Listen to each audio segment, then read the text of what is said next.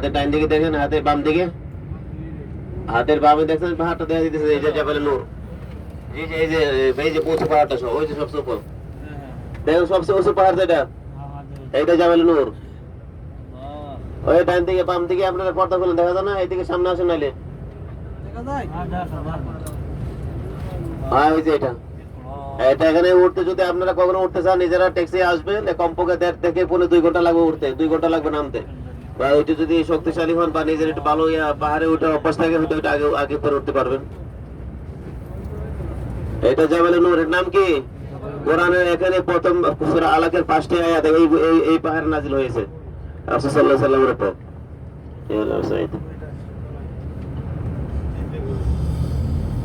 যদি কখনো আপনারা উঠতে চান ফজরের পরে আসবেন, আর না হইলে আসরের পর এসে উঠবেন।